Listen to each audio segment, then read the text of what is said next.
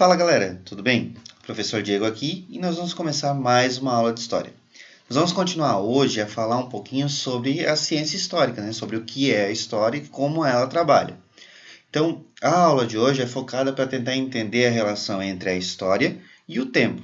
O tempo que vai ser um dos principais variantes dentro da história, ou melhor, uma das principais variantes dentro da história, já que a gente já viu que a história ela estuda o ser humano, certo? E a gente também viu que ela estuda o ser humano ao longo do tempo, as transformações que ocorreram nas sociedades humanas ao longo do tempo, certo? Então, o objeto de estudo da história é o ser humano, mas a grande variação desse objeto de estudo se chama tempo. O que nós vamos tratar hoje é essa relação do ser humano com o tempo, certo? Para a gente pensar nessa relação, é importante que a gente tenha bem claro uma questão na nossa cabeça, que o tempo, ele, por ser a principal variante da história, ele não é uma única coisa, tá? Muito pelo contrário, o nome já diz, ele é uma variante, então tem uma variação. Que variação é essa? A gente vai chamar em história de 3 tipos de tempo, para ficar mais simples da gente entender. Tá? O tempo natural, o tempo cronológico e o tempo histórico.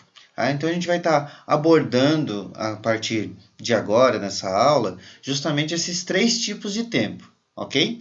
E vamos tentar entender com qual que a história trabalha um pouco mais. Beleza?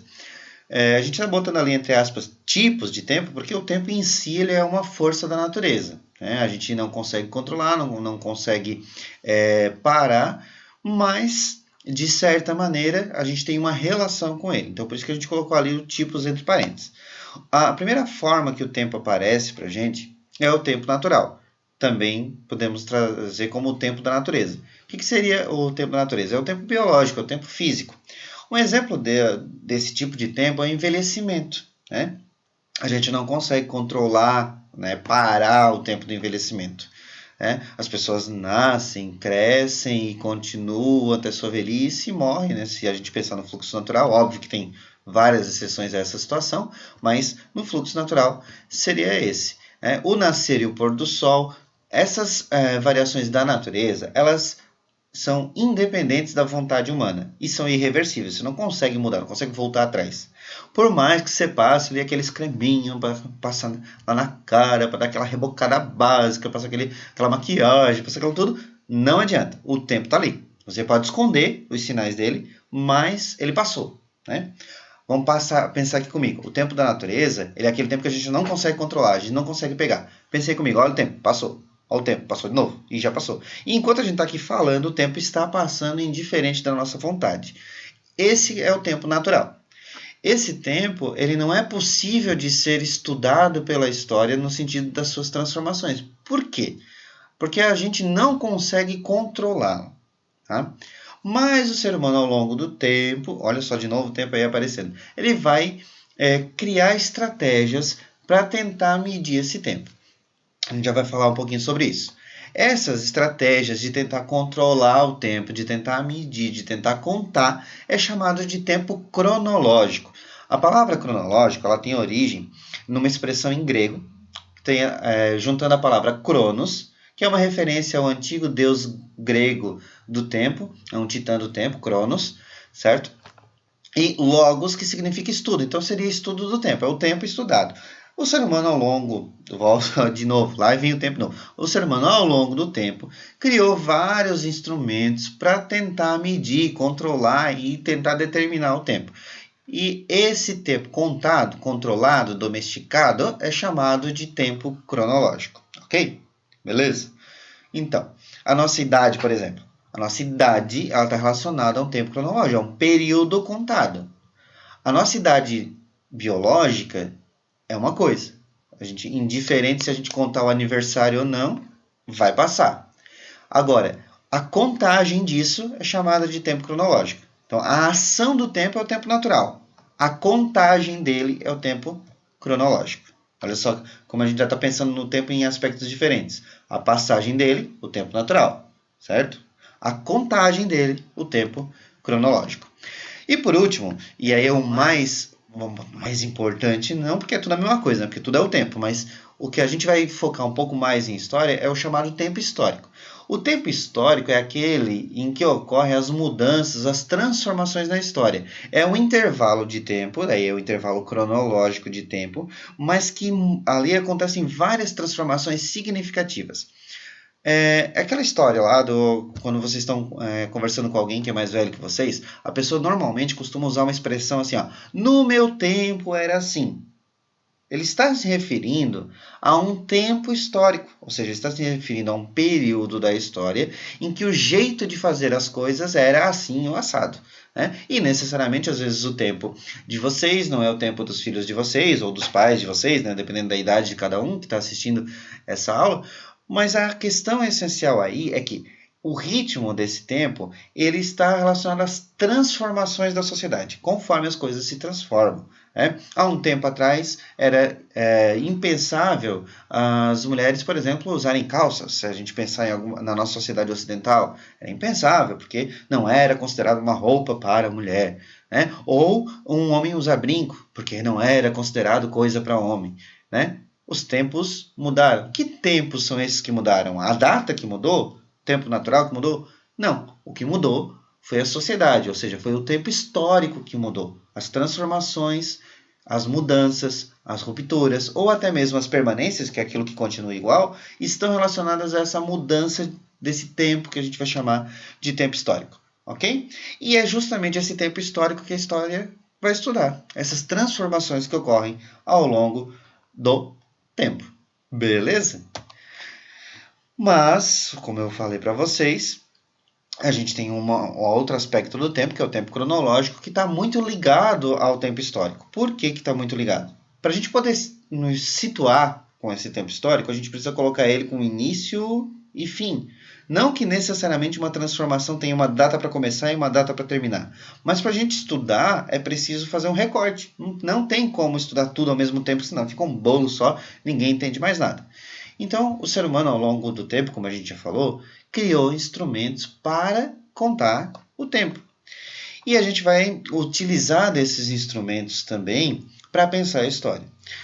Na maioria das vezes, como é difícil estudar história apenas um ano, né? A gente tem aí, esse ano a gente está com um monte de coisa, né? É pandemia, é ciclone, é nuvem de gafanhoto, agora é nevasca, é não sei o quê, é uma coisa arada para a gente poder estudar. Mas o ano de 2020 não é somente um período, né? A gente não tem como estudar ele isolado, né? Os governantes que a gente tem hoje são frutos de escolhas feitas antes, né? A forma como eles estão lidando com a pandemia, a forma como a gente está lidando com essas coisas novas, são fruto, ou melhor, essas formas, elas são frutos da nossa história, de coisas que vieram antes da gente, né? Então, o que isso tudo tem a ver com o tempo, professor? Estou perdido. Por quê? Para a gente estudar história, a gente normalmente não usa apenas um ano especificamente, porque essas mudanças elas demoram mais tempo para acontecer. Então a gente agrupa os anos em períodos. Né? Os mais comuns são esses que o professor está trazendo para vocês agora. A gente tem o milênio, que é composto por um período de 1000 anos. Então, normalmente, quando a gente está se referindo a alguma coisa muito antiga, a gente já lá no terceiro milênio antes de Cristo. A gente já vai falar o que significa essa ideia de antes de Cristo aí, tá? Mas eu estou falando que isso, a determinada situação, aconteceu há 3000 anos antes de Cristo. Por isso eu vou usar a expressão no terceiro milênio, no terceiro milênio antes de Cristo, se for o caso. Né? Nós estamos no ano 2000, então nós estamos no segundo milênio. A gente não está mais em 2000, a gente está em 2020, já passou para o próximo, a gente está no terceiro milênio. Professor, não confunde a minha cabeça. Muito simples, galera. Período de 1000 anos a gente chama de milênio. Um período de 100 anos a gente chama de século. Em história, a gente vai usar muitos séculos, tá? Muito mesmo, a gente vai usar os séculos, porque a maior parte das transformações ocorreram num período aí de 100 anos. Tá? Transformações mais significativas, que atingiram o ser humano não só de uma região, mas a nível global, né? Então, transformações maiores. Mas a gente também tem as décadas, que são períodos de 10 anos, são chamadas de décadas ou decênios. A gente também vai usar muito, principalmente em história do Brasil, que é uma história mais recente, então a gente vai Na história do Brasil, as transformações elas não se deram assim com tanta distância de tempo, né? A gente vai estar falando muito em décadas na história do Brasil. A gente tem o quinquênio, que nome bonito, quinquênio, né? Que é um período de 5 anos. Né? A gente tem o triênio, que é o período de 3 anos, e o biênio, que é o período de 2 anos. Aí a gente poderia estar fazendo outras classificações do tempo em si, mas o que a gente vai usar mais mesmo, tá? O que a gente vai usar mais em história são as décadas, os séculos e os milênios, tá? Para a gente poder entender esse tempo histórico, que ele é maior do que o tempo cronológico de 1, 2, 3 anos, tá bom? Beleza? Tá, eu disse para vocês que a gente vai usar muito o século. Então, como é que eu vou saber em que ano pertence a qual século, que século tem quais anos? Porque a gente às vezes está falando, lá no século tal. Aí tu fica imaginando assim, e quando é isso? Como é que eu vou saber? A gente tem um cálculo, não é matemática, tá? Eu sei que quem gosta de história normalmente não é muito fã da matemática. Eu até gosto um pouquinho de matemática, mas eu prefiro história. Mas a gente vai ter que fazer um pequeno cálculo. Eu vou ter que ensinar vocês a calcular. Olha só, quem diria que na aula de história vocês estariam calculando, né? Mas é um cálculo bem simples. Tá? Primeira coisa que a gente vai pensar é em duas situações diferentes para a gente calcular o século. Tá? Quando a gente tem um século que a unidade e a dezena são iguais a zero, perdão, a unidade e a dezena são iguais a zero. Professor, não sei quais são a unidade e a dezena. Conta de trás para frente o número. A primeira é a unidade, depois dezena, depois centena. De trás para frente, tá? Unidade, dezena, centena. Tá? Então, o ano 1000, né? O ano 1000 de trás para frente começa no zero. Unidade, dezena, zero. Unidade, centena, zero. Assim, começa de trás para frente, tá? Então, quando os dois últimos números, então a unidade e a dezena, quando os dois forem iguais a zero, então tem que ser 0, 0. 0, 0. Os dois, o ano termina com 0, 0. Esquece esse 0, 0, o que sobra é o século. Tá? Por exemplo, o ano 1000 termina com 0, 0. Tirando os dois últimos zeros, vai sobrar 10. Então, o ano 1000 pertence ao século 10. Certo? Regrinha bem simples. Então, todos os anos que terminarem em 00, só esquece esse 00, tá? E o restante que sobrar vai ser o século, ok? Isso é para a gente poder identificar o século, tá? Saber qual século pertence a cada um dos anos. Nesse caso, também tem que lembrar que a gente usa os algarismos romanos para escrever os séculos. Então, sempre que vocês virem nos livros, nos textos, ou até mesmo nas atividades que o professor mandar para vocês, os séculos sempre vão estar escritos em algarismos romanos. E é basicamente para isso que a gente usa os algarismos romanos, para mais nada. Para escrever século e também para escrever capítulo de livro. Né? Então, vocês precisam saber basicamente até o 21, para a história, pelo menos, né? Porque a gente está no século 21, então a gente não vai estudar a história daquilo que não aconteceu. Ok? Outra coisa a outra regra que a gente tem, né, então a segunda regrinha, primeira regra, terminou em 00, só elimina. A segunda regra é, terminou em qualquer número diferente de 00, qualquer um, terminou 01, 01 é diferente de 00, 00 é 00, é 0, 0. Tá? Terminou em qualquer número diferente de 00, a única coisa que vocês vão fazer é, esquece os dois últimos números e nos números que sobra, soma 1. Vou dar um exemplo para vocês. O ano de 2001, certo? Quais são os dois últimos números? 2001. 2001, certo? Tira o 01, esquece. É diferente de 00, então tem que somar 1. Sobrou 20, né? 2, 0, 0, 1. Sobrou o 20 do outro ladinho, né? Então é 20 mais 1, século 21. Então, o ano de 2001 está no século 21, certo? E todos os anos que estão de 1 a 100 estão no século 1, tá? O professor colocou para vocês alguns exemplos, para ver se fica assim um pouquinho mais claro. Olha ali, o ano de 1700 terminou em 00, não é? Então, o século é 17, porque a gente vai eliminar os dois 00 ali, o 0 e o 0, vai ficar sobrar o 17. O ano 2000, elimina os dois do final, sobrou 20. Então, o século é 20. Estão vendo que o professor escreveu ali já em algarismos romanos, né? Agora, quando o final for diferente de 00, olhem lá os exemplos que a gente tem, ó, o ano 5. O ano 5, se a gente eliminar, não sobra nada, então sobra 0, né? 0 mais 1 é o século 1.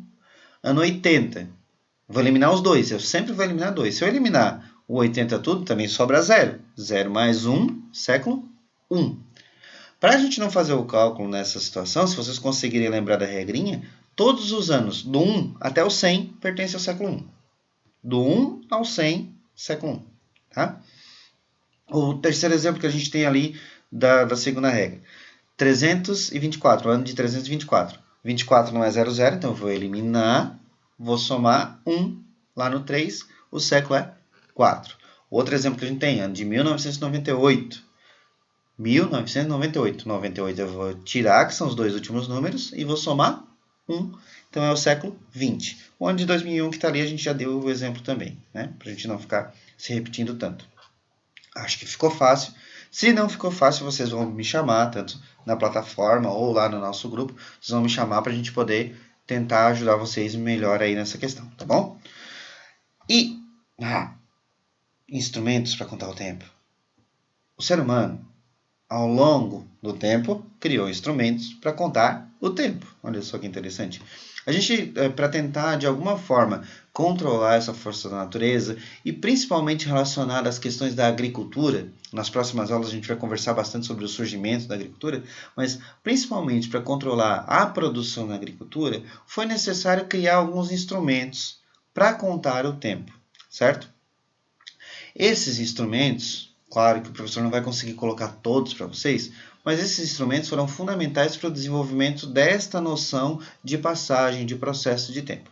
Esse primeiro instrumento que está na tela aí para vocês se chama clepsidra. É um instrumento também conhecido como relógio de água. Esse relógio, ele mediu o tempo através de duas vasilhas colocadas em níveis diferentes, com água ou óleo, e o tempo era contado basicamente da passagem da água de um para o outro. Quando terminava, trocava. E aí contava-se aquele intervalo de tempo dependendo do tamanho da vasilha, certo? Outro instrumento que é bem conhecido é o relógio de sol.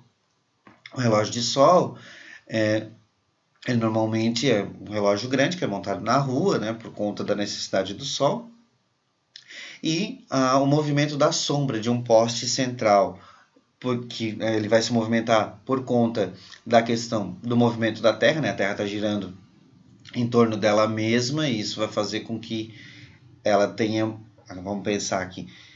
Vocês vão me dar um tempinho aí. Só um minutinho que o professor vai voltar com o material para vocês entenderem aqui. Okay? Nem deu tempo de piscar, não é mesmo? Então, a Terra está girando em torno dela mesma, certo?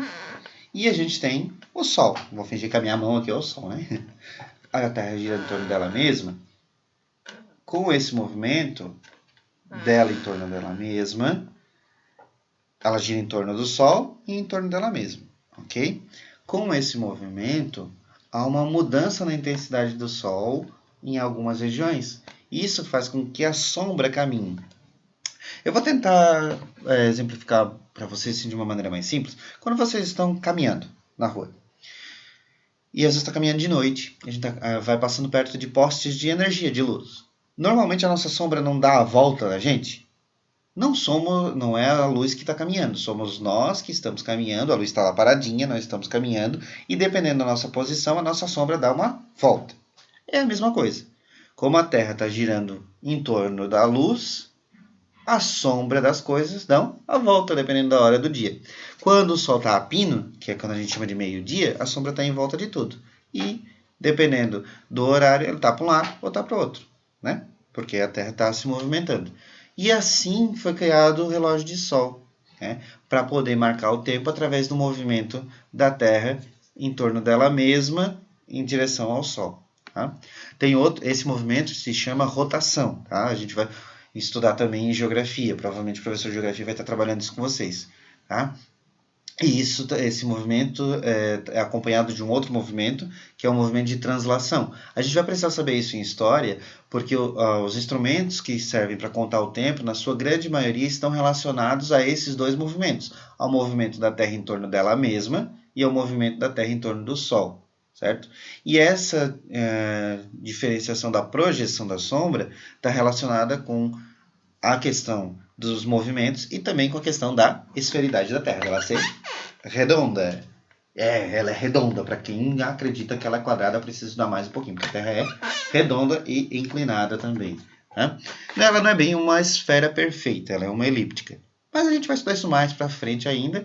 E eu acredito que também o professor de Geografia deve estar falando com vocês a respeito disso.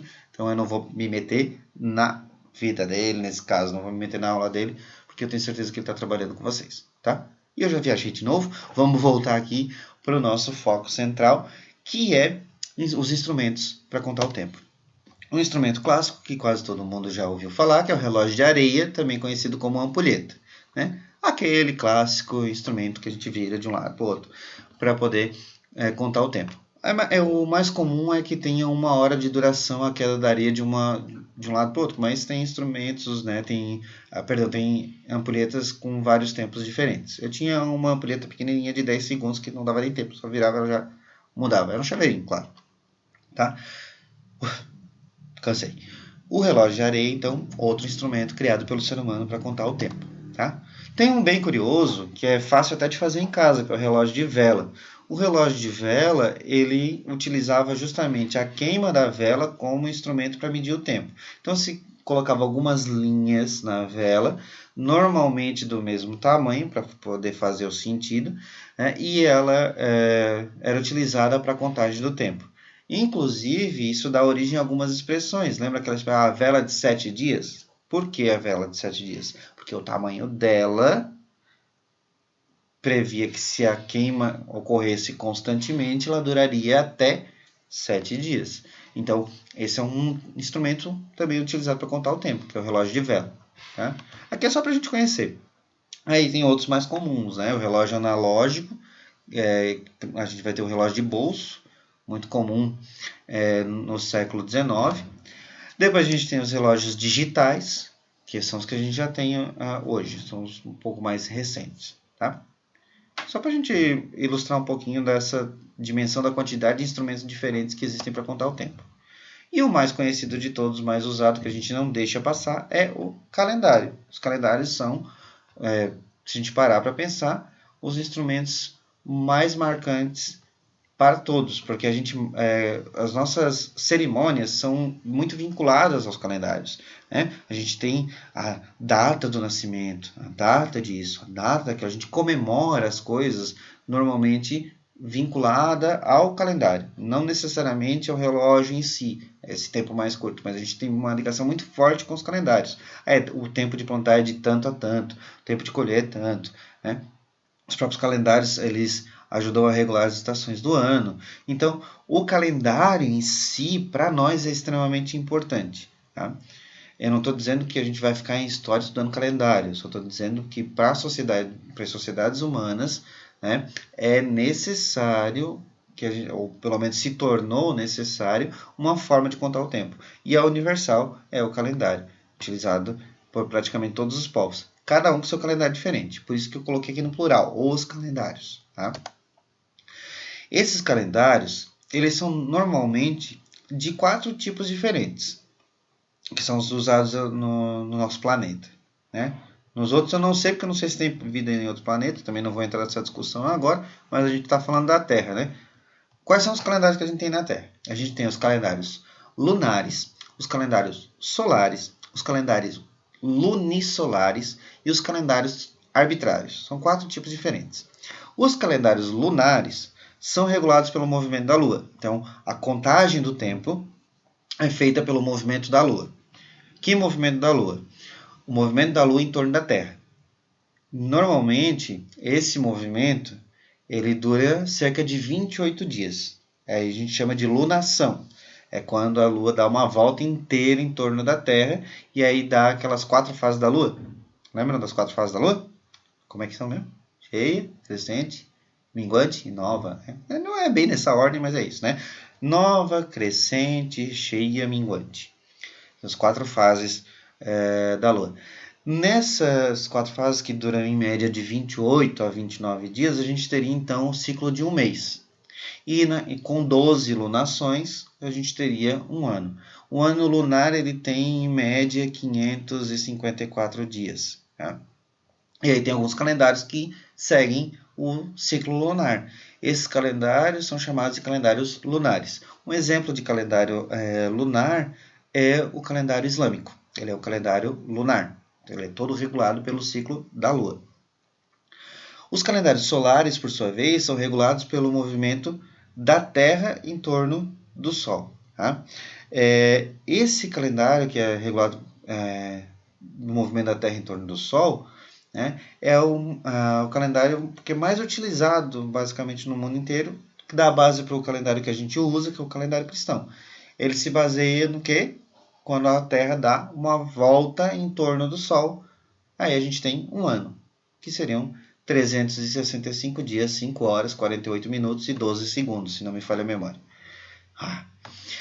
Essa volta toda que a Terra dá em torno do Sol conceberia um ano. E o período em que a Terra dá uma volta em torno dela mesma, ela dá um giro em torno dela mesma, seria um dia. Tá? Esse calendário, como eu falei para vocês, é o que a gente usa. O nosso calendário do dia a dia aqui do Brasil é esse calendário solar. É um calendário solar. A gente já vai ver qual é esse calendário. A gente tem os calendários lunisolares. Os calendários lunisolares, eles são sincronizados pelos movimentos da Lua e do Sol. Então, como é que ele funciona? Normalmente, os meses são regulados pelo ciclo da Lua. Então, quando termina um mês, quando termina o ciclo da Lua. E os anos são regulados pelo ciclo do Sol. Então, os meses terminam de acordo com o ciclo da Lua e o ano termina de acordo com o ciclo do Sol.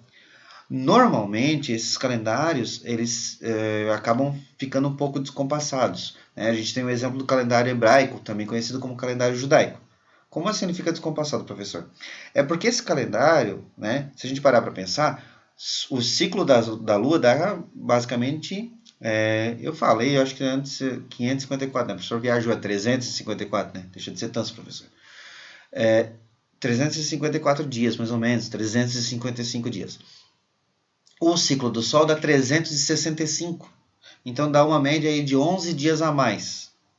Para dar entre as lunações e o Sol, dá uma média de 11 dias de diferença. O que acontece? Em calendários como esse, normalmente a cada 3 anos tem um mês a mais para poder regular.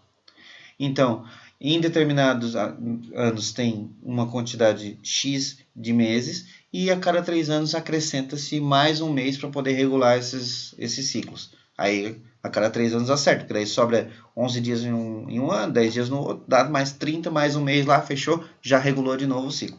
Esse calendário, como eu falei para vocês, a gente pode ter um exemplo que é o calendário judaico, que é o calendário também chamado de calendário hebraico. É um calendário lunisolar, regulado pela Lua e regulado pelo Sol. E a gente tem o calendário arbitrário. E a palavra arbitrário já diz, né? Arbitrário. Deu na telha, fez assim. A gente tem, por exemplo, os astrônomos romanos que usavam o calendário juliano, que é um calendário arbitrário. Vamos fazer assim, vai começar agora, vai terminar, tá de boa, não regula nem pelo Sol, nem pela Lua, bota a contagem que quiser. É um calendário arbitrário. Tá? Um calendário que não tem uma regulação por algum corpo celeste. Ok? Beleza? Para a gente pensar aí um pouquinho, né? Nesses calendários, o professor trouxe aqui um exemplo de 3 calendários diferentes, né? Um lunar, um solar e um lunisolar. Né? O calendário, por exemplo, dos muçulmanos. Só para a gente pensar um pouquinho, a contagem do tempo nos calendários é bem diferente. Hoje, se a gente parar para pensar, nós estamos no ano tal, né? O ano 2020, época de pandemia e tudo mais. Nem todos os povos do planeta estão na contagem do ano de 2020. Se a gente pensar, os muçulmanos, por exemplo, eles contam o ano deles a partir do nosso ano de 622. E o ano deles tem 354 dias e não 365. Então é bem diferente. Os judeus, por exemplo, estão no ano de 5.780, porque eles contam o tempo a partir do surgimento de Abraão, da criação. Aqui nessa imagem está dizendo que a contagem do tempo é a partir da criação do mundo. Tá? É um erro, essa imagem não foi eu que criei, foi um historiador chamado Kennedy Pamplona. Aliás, obrigado, Kennedy, por ceder as imagens todas aí para o pessoal na internet. Né? Mas a questão aqui central que a gente precisa pensar, né, eu usei a imagem porque ela era muito atrativa, mas tem um pequeno erro que não é da criação do mundo, é da migração de Abraão da cidade de Ur, na Mesopotâmia, quando ele começa a migração dos hebreus, e aí a partir dali começa a contagem do tempo dos judeus. Né? Então eles estão quase com a contagem de 6.000 anos. E o nosso calendário, que é contado a partir do nascimento de Cristo. Tá? Aqui esse calendário, ele é chamado de calendário cristão, porque a gente conta o tempo a partir do nascimento de Cristo, mas também é conhecido como calendário gregoriano. Por que gregoriano? Porque foi um papa chamado Gregório, Papa Gregório XIII, que no ano de 1582 criou esse calendário. E ele estipulou que o ano que ia começar esse calendário seria o nascimento de Cristo. E esse ano seria o ano 1. Isso é muito importante, tá? O nosso calendário não tem ano 0. Ok? Ele tem o ano 1, que é o ano do nascimento de Cristo. Então, dali em diante. Todo tempo que é contado a partir do nascimento de Cristo, do ano 1 em diante, é chamado de 1 depois de Cristo, 2 depois de Cristo, 3 depois de Cristo, porque são os anos que vêm depois do nascimento de Cristo. Tudo que vem antes é marcado com a sigla antes de Cristo. Então, o ano 1 antes de Cristo. E diferente do que a gente conta para frente, né? Do ano 1 em diante a gente conta 1, 2, 3, 4, 5. Certo? O que é antes de Cristo a gente conta o contrário. É como se fosse menos 1, menos 2, menos 3, e a gente conta para o outro lado.